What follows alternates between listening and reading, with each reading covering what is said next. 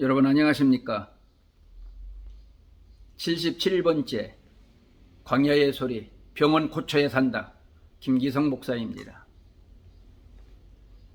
오늘은 안진삼 목사님의 아들 안요한 목사님에 대해서 말씀을 드리겠습니다. 이 안진삼 씨는 어느 부흥회에 참석을 해서 큰 은혜를 받습니다. 거기서 자기가 이 세상에 보내주신 하나님의 목적이 무엇인가를 거기서 깨닫고 세상을 다 정리를 하고 주의 종이 되겠다고 결심을 하고 집으로 돌아왔습니다.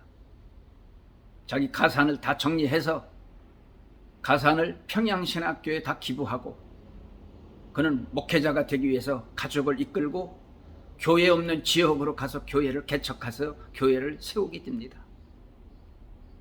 9명의 가족들이 인부로 해서 교회를 세워서 교회가 좀 세워질만 하면 또 다른 지역으로 가서 교회를 세워서 또 교회를 안정되게 해놓고 또 다른 지역으로 갑니다. 가다 보니까 자기 가족들이 많은 고생과 수고를 하게 됩니다. 처음에 소명을 받고 하나님께 자기 몸을 바칠 때 태어난 아들이 1939년 10월 15일 안요한 목사가 태어납니다. 하나님께 부름받은 바의 사명을 기념하기 위해서 아들 이름을 안요한이라고 장명을 하게 된 것입니다. 안요한은 꿈과 희망을 가지고 이 세상을 멋있게 살려고 그런 꿈을 가졌지만 현실이 그건 아니었습니다. 너무 가난하고 너무 힘들고 너무 어려운 지역에서 살다 보니까 자기 꿈이 펼쳐질 수가 없었습니다. 그래서 반항하기 시작한 것입니다. 아버지를 반항하고 하나님을 반항하고 교회를 반항했습니다. 교회 문 앞에다 하나님은 계시지 않느니라 안요한 복음 1장 1절이라고 써서 붙이면서 교회를 핍박하고 자기 뜻을 펼치기 위해서 어떻게 하면 이 집을 뛰쳐나갈 수 있는가 하다가 그는 서울로 상경을 하게 됩니다. 그래서 하나님 없이도 인생이 행복하고 잘 살 수 있다는 사실을 모든 사람들에게 모델로 알리기 위해서 노력을 했습니다. 대학을 졸업하고 또 결혼을 했습니다. 2딸을 낳았습니다. 미국의 초청을 받아서 이제 미국에 유학을 가기로 결정이 되었습니다. 37세 되던 그해 어느 날 눈이 흐릿하면서 앞이 보이지를 않기를 시작했습니다. 그러더니 끝내는 두 눈이 실명되게 된 것입니다. 부인도 떠나고 자식도 떠나고 이제는 세상과 점점 모든 걸 정리하고 이별하는 순간이 자기 앞에 도달하게 된 것입니다. 정말 희망이 없이 이제는 자살하기 위해서 수없이 방법을 강구했지만 자살이 쉽게 자기에게 되지를 않았습니다. 어느 날 하나님의 음성이 자기에게 들려왔습니다. 구약성경 320쪽을 읽으라고는 음성을 듣게 되었습니다. 그래서 자기 주변에 있는 사람에게 이 책을 읽어달라고 했는데 그 말씀이 여호수아 1장 5절에서 9절이었습니다. 넌 두려워하지 말라. 내가 너와 같이 하겠노라. 너는 좌로나 우로나 치우치지 말라. 내가 세상까지 내가 너와 함께 하리라. 아무도 너를 당할 자가 없을 것이다. 라고는 이 말씀을 읽는 그 순간에 그는 무릎을 꿇게 됩니다. 거기서 자기 자신이 녹아지게 됩니다. 지금까지 한 번도 경험하지 못했던 은혜의 세계, 안식의 세계, 정말 평안의 그런 기쁨을 거기서 맛보게 됩니다. 그는 스스로 신학을 선택하고 그리고 자기 할 일을 찾았습니다. 서울역 앞에 가서 맹인들과 거린들을 모아놓고 공부를 가르치고 그들에게 희망을 줬습니다.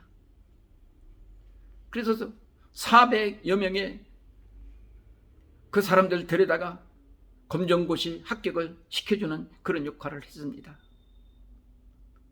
맹인 세빛교회를 세우고, 그리고 나처럼 불행하고 반항하고 불신했던 사람들에게 깨우침을 주기 위해서 전국에, 그리고 전 세계 110개국을 다니면서 12,000 교회 정도의 집회를 하며 간증을 하고 다녔습니다. 어느 지인이 수술하면 눈을 볼 수 있다고 하는데 거부했습니다. 지금이 족합니다. 눈이 감기면서 주님을 만났고, 눈을 감기면서 은혜를 받았고, 눈이 안 보이면서 이런 새 일을 했기 때문에 이제 저는 눈 뜰 이유가 없습니다. 언젠가 주님을 제일 먼저 볼 수 있는 눈이 될 수 있기를 바란다고 말했습니다.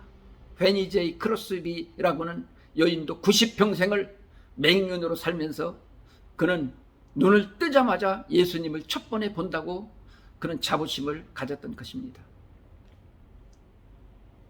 사랑하는 성도 여러분, 하나님의 말씀으로 징계를 받으면 양심의 고통과 마음의 아픔이 찾아옵니다. 두 번째 양심의 고통이 왔는데도 깨달지 못하고 돌이키지 못하면 육체적인 질병으로 또는 경제적으로, 가정적으로, 사업적으로 징계가 옵니다. 그럼 엄청 아픕니다. 이기기 힘듭니다. 그러나 마지막 하나님의 징계를 죽음으로 준다면 후회해도 소용이 없는 그때가 반드시 누구에게 온다는 사실을 알아야 됩니다.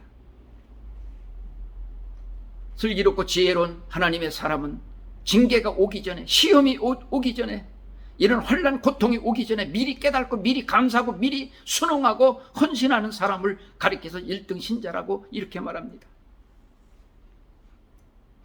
누구든지 다 고통이 있습니다. 누구든지 다 아픔이 있습니다. 누구든지 이런 병이 있습니다. 고쳐야 삽니다. 고치지 않으면 자기도 망하고 자기 때문에 다른 사람도 망하게 되는 것을 알아야 됩니다. 예수님의 이름으로 이 시간 깨끗하게 치료를 받고 완전히 새롭게 거듭나서 하나님께 쓰임을 받는 위대한 삶을 살아갈 수 있는 제2의 길이 있다는 사실을 지금 알아야 됩니다. 문제로 인해서 통곡하며 고통하는 일이 있습니까? 아픔으로 인해서 고통당하는 심령이 있습니까? 하나님은 치료하시는 분입니다.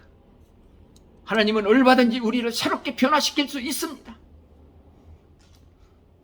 안요한 목사님 그 시를 보면은 그는 나를 만졌네, 내 영혼을. 난 그를 느꼈네, 내 영혼을. 그는 나를 버리지 아니하고 나는 그를 떠나지 아니하리. 이 하나님이 지금 우리와 같이 하고 있다는 사실을 믿어야 됩니다. 이 시간 하나님이 큰 은혜를 폭포수같이 부어주실 줄 믿습니다. 신유의 은사를, 기름을 붓듯이 지금 부어주실 줄 믿습니다. 예수님의 이름으로 치료받고 새 힘을 얻고 제2의 행복하고 아름다운 인생으로 살아갈 수 있기를 예수님의 이름으로 축복합니다.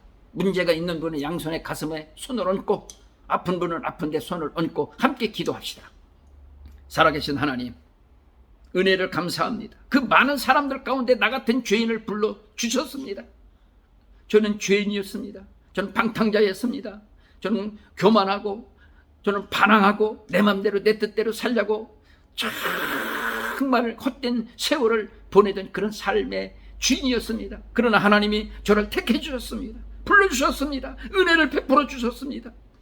주님 위해서 살겠사오니 이 암울하고 어려운 이 현실을 이길 수 있게 하시고, 이 문제를 다 예수님의 이름으로 해결받는 이 놀라운 은혜를 지금 베풀어 주시기를 원합니다. 그리고 머리부터 발끝까지 아파도 견딜 수 없는 통증을 느끼고 있는 그 머리에 주님의 손으로 안수해 주시기를 원합니다. 예수님의 이름으로 치료해 주시기를 원합니다. 깨끗하게 치료받고 하나님 영광 위에서 살겠사오니 주여 이 시간 치료의 기적을 반드시 주실 줄 믿습니다. 주님 위해서 살겠사오니 하나님 나라 건설을 위해서 좋은 일꾼 되겠사오니 하나님 함께하여 주시옵소서. 응답 주시는 주의 은혜 감사드리옵고 예수님의 이름으로 기도하옵나이다. 아멘. 은혜를 감사하며 또 해결해 주시고 치료해 주신 하나님께 영광을 돌리며 복되게 아름답게 살아갈 수 있기를 예수님의 이름으로 축복합니다. 다시 만날 때까지 주 안에서 평강 중에 안녕히 계십시오. 감사합니다.